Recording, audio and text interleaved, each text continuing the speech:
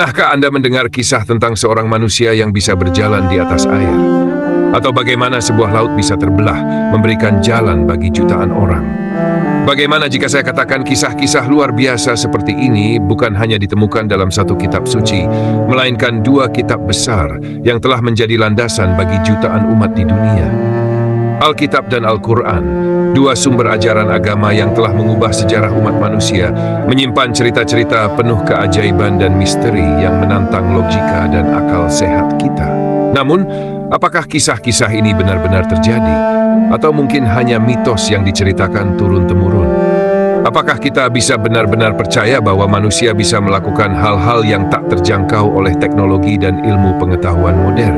Atau adakah sesuatu yang lebih besar di balik keajaiban-keajaiban ini yang melampaui apa yang bisa kita pahami dengan akal manusia? Kita akan membahas beberapa keajaiban terbesar yang ada di Alkitab dan Al-Quran, membandingkannya dan melihat bagaimana kedua kitab ini menggambarkan kekuatan ilahi yang tak terhingga.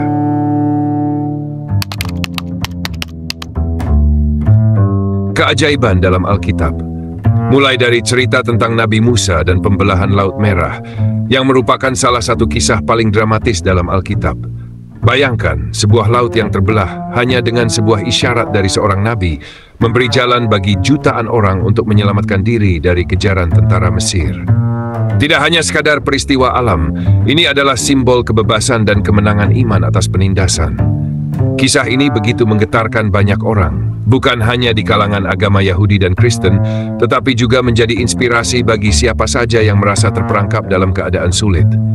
Namun, bukan hanya peristiwa besar seperti itu. Kita juga menemukan kisah-kisah yang lebih personal, namun tak kalah menakjubkan. Misalnya, Yesus yang menghidupkan orang mati. Salah satu kisah yang paling menggugah adalah ketika Yesus membangkitkan Lazarus setelah ia mati selama 4 hari.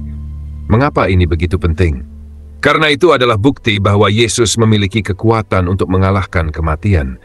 Mungkinkah ini hanya sebuah metafora, atau adakah makna yang lebih dalam tentang kehidupan dan kematian dalam ajaran Yesus? Lalu, ada kisah yang mengingatkan kita tentang kuasa Tuhan atas segala kebutuhan manusia, yaitu Yesus memberi makan 5.000 orang hanya dengan 5 roti dan 2 ikan. Ini bukan sekadar cerita tentang kelaparan yang dipenuhi, tetapi sebuah simbol tentang kepedulian Tuhan terhadap umatnya, bahkan dalam hal-hal kecil sekalipun. Bayangkan, hanya dengan sedikit makanan, Yesus tidak hanya memberi makan orang banyak, tetapi juga mengajarkan kita tentang kemurahan hati dan keajaiban yang datang dari iman.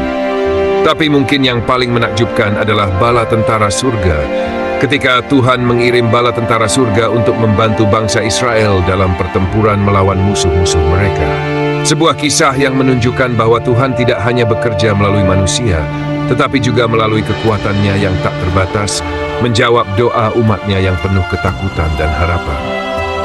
Kisah-kisah ini mengajarkan kita lebih dari sekadar mukjizat fisik.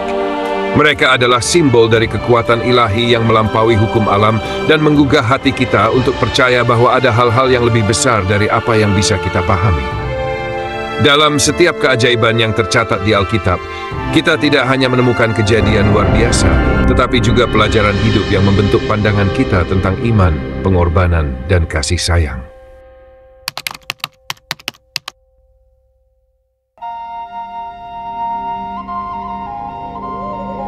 Beranjak ke Al-Quran, kitab yang telah menyentuh kehidupan lebih dari 1 miliar umat Islam di seluruh dunia. Keajaiban-keajaiban dalam Al-Quran bukan hanya sekadar kisah mukjizat, tetapi juga mengandung pesan-pesan yang relevan dengan kehidupan kita hari ini. Salah satunya adalah perjalanan Isra Miraj yang dialami oleh Nabi Muhammad. Ini bukan perjalanan biasa. Dalam sekejap, Nabi Muhammad diangkat dari Masjidil Haram di Mekkah ke Masjidil Aqsa di Yerusalem. Dan dari sana, beliau naik ke langit, bertemu dengan para nabi, dan menerima perintah langsung dari Allah untuk umat Islam. Syalat 5 waktu. Sebuah peristiwa yang begitu luar biasa, dan hingga saat ini, kita mengenalnya sebagai mukjizat yang mengingatkan kita tentang kekuasaan Allah yang tak terhingga. Tapi itu baru permulaan. Mukjizat Al-Quran tak hanya sebatas cerita perjalanan spiritual. Al-Quran juga berisi ilmu pengetahuan yang mendahului penemuan modern. Misalnya dalam surah Al-Anbiya ayat 30 disebutkan tentang proses penciptaan alam semesta yang terbelah. Ayat ini memuat gambaran yang sangat mirip dengan teori ilmiah yang baru ditemukan ratusan tahun kemudian. Bagaimana bisa kitab yang diturunkan lebih dari 1400 tahun yang lalu sudah meramalkan sesuatu yang baru ditemukan oleh manusia di zaman modern? Lebih menarik lagi, dalam surah Al-Mu'minun, Allah menjelaskan tentang proses perkembangan janin di dalam rahim, yang jika kita lihat dari sudut pandang ilmiah, sangat mirip dengan penjelasan medis saat ini. Tentu saja, ini bukan hanya menunjukkan keajaiban-keajaiban fisik, tetapi juga keajaiban intelektual yang terkandung dalam Al-Quran. Tapi keajaiban Al-Quran tidak hanya terbatas pada hal-hal yang berhubungan dengan sains atau perjalanan fisik. Ada juga mukjizat dalam bahasa Al-Quran itu sendiri. Bagaimana mungkin sebuah kitab yang diturunkan dalam bahasa Arab yang sangat khas ini, dengan keindahan dan kedalaman makna, bisa tetap relevan dan tak tertandingi, meskipun sudah lebih dari 1000 tahun usianya. Bahasa Al-Quran mampu menyentuh hati, pikiran, bahkan mempengaruhi seluruh budaya di dunia. Dan tentu saja, kita tak bisa melupakan kisah Nabi Isa dalam Al-Quran. Nabi Isa dalam Islam dihormati sebagai utusan Allah yang diberikan mukjizat luar biasa. Salah satunya adalah berbicara sejak bayi. Bayangkan seorang bayi yang baru lahir mampu berbicara dan membela ibunya, Maryam, yang dituduh berzina. Ini adalah keajaiban yang tidak hanya menantang pemahaman kita tentang kehidupan manusia, tetapi juga memperlihatkan betapa besar kuasa Allah. Keajaiban-keajaiban ini menunjukkan kepada kita bahwa Al-Quran bukan hanya sekadar kitab sejarah atau panduan moral, tetapi lebih dari itu, ia adalah sebuah mukjizat hidup yang penuh dengan petunjuk bagi umat manusia, baik dalam aspek spiritual, ilmiah, maupun budaya. Kedua kitab ini meskipun berasal dari tradisi yang berbeda, memiliki cerita yang sangat mirip dalam beberapa hal. Tetapi, ada juga perbedaan yang mencolok, yang bisa memberi kita wawasan mendalam tentang pemahaman spiritual yang berbeda. Tapi, satu hal yang perlu kita ingat adalah bagaimana mukjizat ini berbeda dalam cara pandang teologis antara Kristen dan Islam. Dalam agama Kristen, Yesus adalah Tuhan yang turun ke bumi dalam konsep Tritunggal, sementara dalam Islam, Nabi Isa adalah seorang rasul yang sangat dihormati. Bagaimana pandangan ini mempengaruhi cara kita memandang keajaiban-keajaiban yang dilakukan oleh Nabi Isa?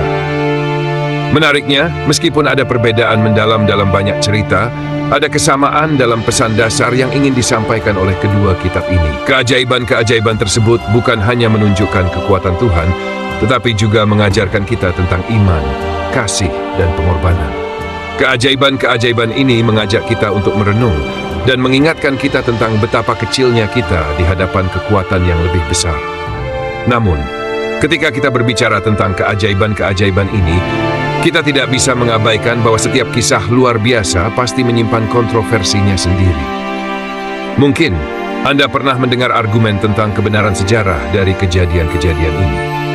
Banyak orang bertanya, apakah peristiwa-peristiwa seperti pembelahan Laut Merah atau Isra Miraj benar-benar terjadi seperti yang tertulis dalam kitab, ataukah hanya merupakan simbolisme spiritual yang dimaksudkan untuk mengajarkan nilai-nilai moral? Beberapa ilmuwan bahkan mencoba menjelaskan kejadian-kejadian ini dengan teori-teori ilmiah. Namun, apakah ini mereduksi keajaiban menjadi sesuatu yang bisa dipahami oleh logika manusia? Contohnya, banyak yang mencoba menjelaskan kisah tentang Nabi Musa yang membelah Laut Merah dengan teori ilmiah, seperti fenomena angin topan atau pasang surut laut. Tetapi, apakah teori-teori ini bisa menggantikan pemahaman bahwa ini adalah mukjizat ilahi? Dalam banyak kasus, keajaiban yang disebutkan dalam kedua kitab ini seringkali bertentangan dengan pemahaman ilmiah yang ada. Dan ini menciptakan perdebatan panjang tentang mana yang lebih masuk akal. Keajaiban yang melampaui batasan ilmiah atau penjelasan yang dapat dipahami oleh akal manusia. Lalu ada juga perbedaan pandangan teologis yang tak kalah kontroversial. Misalnya, dalam Alkitab, Yesus diyakini sebagai anak Tuhan yang memiliki kekuatan ilahi untuk melakukan mukjizat. Namun dalam Al-Quran, Yesus adalah seorang utusan Allah yang diberi mukjizat olehnya, tapi tidak dianggap sebagai Tuhan. Ini bukan sekadar perbedaan kecil dalam narasi, melainkan perbedaan mendalam dalam konsep ketuhanan yang mendasari keyakinan dua agama besar ini. Namun apapun pandangan kita, satu hal yang pasti, keajaiban-keajaiban ini telah mempengaruhi jutaan hidup dan terus menjadi bagian penting dalam diskusi antara iman dan rasio. Apakah kita hanya melihatnya sebagai cerita lama, Ataukah kita juga melihatnya sebagai sesuatu yang lebih? Sesuatu yang melibatkan kepercayaan, iman, dan pemahaman pribadi kita tentang apa yang mungkin dan apa yang tidak mungkin terjadi. Keajaiban-keajaiban yang kita bahas tadi, baik yang ada di Alkitab maupun Al-Quran, menunjukkan bahwa ada sesuatu yang lebih besar dan tak terbatas dari apa yang bisa kita pahami. Mungkin kita tidak akan pernah sepenuhnya mengerti bagaimana laut bisa terbelah atau seseorang bisa berjalan di atas air. Namun keajaiban-keajaiban ini mengingatkan kita tentang kekuatan yang lebih tinggi yang dapat mengubah dunia dalam sekejap mata. Namun satu hal yang pasti, setiap kisah ini mengandung pesan yang lebih dalam, mengajak kita untuk merenung, beriman, dan terus mencari makna dalam hidup kita. Keajaiban ini, baik itu dalam bentuk mukjizat atau sebagai pelajaran spiritual, menunjukkan bahwa kadang-kadang kita perlu lebih percaya pada hal-hal yang tidak bisa dijelaskan oleh akal manusia. Mungkin itu adalah cara Tuhan berbicara kepada kita.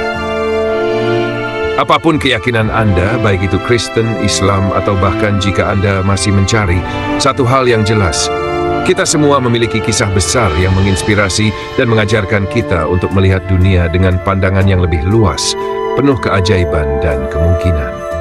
Terima kasih sudah menyaksikan video ini. Jika Anda terinspirasi atau memiliki pandangan berbeda, tuliskan komentar Anda di bawah. Jangan lupa untuk like, subscribe, dan aktifkan notifikasi agar Anda tidak ketinggalan konten menarik lainnya. Sampai jumpa di video berikutnya.